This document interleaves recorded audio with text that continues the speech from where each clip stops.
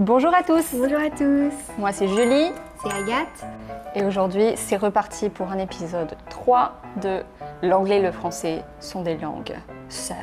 On a déjà parlé du fait que la syntaxe, la conjugaison sont pratiquement les mêmes. On a parlé du fait que le français a influencé l'anglais il y a très longtemps. Mais aujourd'hui, qu'en est-il? Est-ce que l'anglais est toujours influencé par le français? Eh bien, plus vraiment.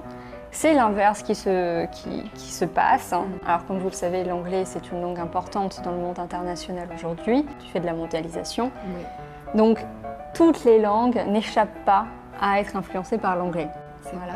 Le français puise énormément dans l'anglais. Par exemple, tout ce qui est technologie, même s'il y a des équivalences de par nos collègues canadiens qui s'efforcent de garder la langue française intacte.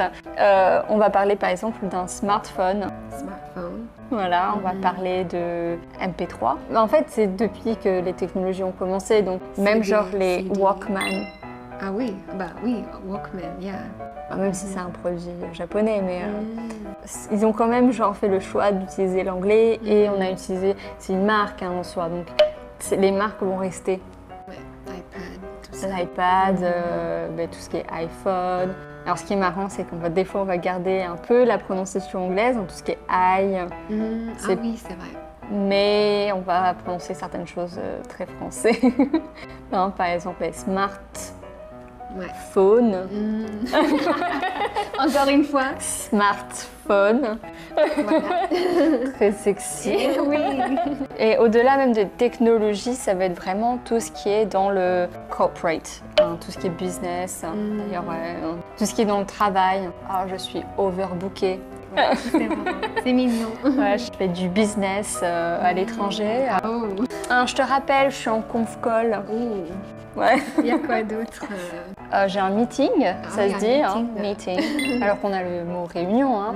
Il y a beaucoup de spam Email. dans les emails. Les emails. On ne dit pas trop courriel. Nos anciens utilisent peut-être ce mot. On utilise plutôt email.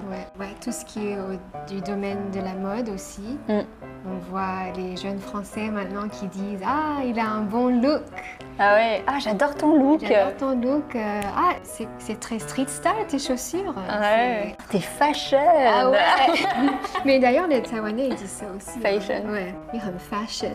Fashionable, but everyone says fashion. Parce qu'il y a able derrière. T'es fashionable. Ça ferait En fait, en français, fashionable. Le problème, c'est qu'on comprendrait, genre, tu es capable d'être fashion. C'est un peu bizarre, ouais. Ça fait bizarre. Oui, j'adore son vibe. Alors... et là, la vibe. Alors, j'entends... Après, je suis peut-être pas de la bonne génération, du coup. Peut-être que ma petite sœur le dit. Vibe, tu l'utiliserais comment en anglais? Pour décrire quelqu'un, si on aime bien son... Une aura, en fait. Aura, ouais, on dit. Plus que son look. Oui. On utilise aussi pour le look. On utilise de plusieurs façons, en fait. Donc, ça marche presque pour tout. Aussi, si tu vas dans un café, c'est sympa. J'adore le vibe ici. Ouais, c'est de l'ambiance un peu. L'ambiance, ouais. Le maquillage. Ouais, tout à fait. Alors, après, je pense que c'est aussi du fait que sur YouTube, les créateurs de contenu, ils vont être très inspirés par les youtubeurs américains et aussi du fait qu'ils puissent faire des collaborations entre eux. Ah ouais. Je pense par exemple, moi je regarde par exemple Sananas comme youtubeuse beauté en France. Elle fait des efforts. Au début, elle dit beaucoup d'anglicisme. Par exemple, le bronzer. En fait, tous les nouveaux produits de beauté. Donc le bronzer, l'highlighter. Ouais, c'est typiquement le ER, on va dire R. Ce sont deux produits, par exemple, qu'on va très peu dire en français. On va pas dire la poudre solaire ou l'enluminateur.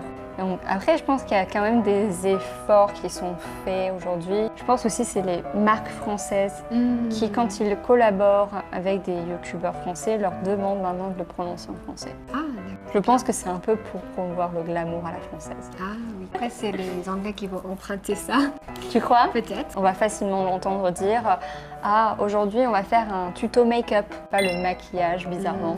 On va parler d'un primer, hein, la première base d'un maquillage. Très franchement, je n'ai aucune idée de comment on peut dire ça en français, un primer. Comment ça se dit? Une base de maquillage. Ça, le blush. Le blush. Aussi. Le blush. Le fard à joues. Ouais, non. Je pense que ouais, aujourd'hui on va plutôt dire ah, t'as mis du blush aujourd'hui. Oui, eyeliner. Ah, l'eyeliner, tout à fait. Ouais, l'eyeliner. J'ai fait un trait d'eyeliner. Ouais.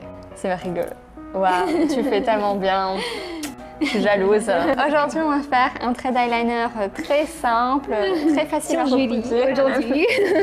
Tout à l'heure, hors caméra, j'ai dit il faut switcher entre les langues. Voilà, il y a beaucoup de choses comme ça.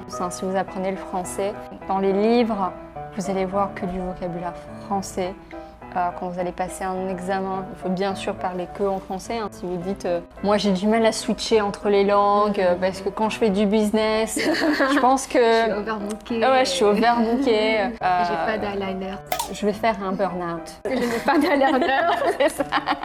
C'est toujours plus dramatique. Parce que si vous dites ça à justement un examinateur d'oral du DELF, je pense que ça ne passera pas. En même temps, quand vous arrivez en France et que vous ne connaissez pas tous ces anglicismes, ça va être compliqué de s'intégrer ou de comprendre. Justement, si vous avez appris l'anglais, peut-être ça peut vous aider. Ouais, vous allez faire « Oula, c'est quoi ça, ce mélange ?» Et les youtubeurs, si vous regardez les vidéos... Énormément d'anglicismes, c'est à l'appel. Hein. C'est vrai que... Je pense que c'est devenu tellement une habitude, c'est un peu dommage parce que c'est vraiment... Il y a déjà en fait le mot en français, donc c'est un peu dommage. Le seul mot que je trouve intéressant qui a été emprunté de l'anglais, c'est un date. Ah oui. Un date, j'avais vu une personne, il faudrait que je vous retrouve le lien de cet entretien. C'était une femme qui est experte de la linguistique française. Elle avait fait une recherche sur le mot date, elle avait estimé que c'était un très bon emprunt parce qu'il n'y avait pas le terme tel qu'il est utilisé. Ah, c'est intéressant. Le rendez-vous, un rendez-vous, on peut prendre rendez-vous chez le médecin, on peut prendre rendez-vous avec des amis, mais rendez-vous n'a pas forcément l'idée de rendez-vous que l'on fait sur Internet. C'est même pas romantique. Le date, c'est « Ah, j'ai un date avec un gars que j'ai rencontré sur Tinder ». C'est pas quelqu'un que tu aimes vraiment, mais potentiellement, c'est un rendez-vous avec quelqu'un que tu connais sur Internet. En fait, c'est très, très spécifique le date. Ah, tu veux un date, tu fais un date ce soir? Ouais, je fais un date. Voilà. Oh là là. Ah, un autre terme aussi qui est intéressant, c'est le verbe ghoster. Ah ouais. Ah, il m'a ghosté. Voilà, c'est toutes ces pratiques qui se font sur Internet finalement. Voilà, disparaître du jour au lendemain, ne plus envoyer de messages sur les réseaux, c'est ghoster. Ah ouais. Ouais.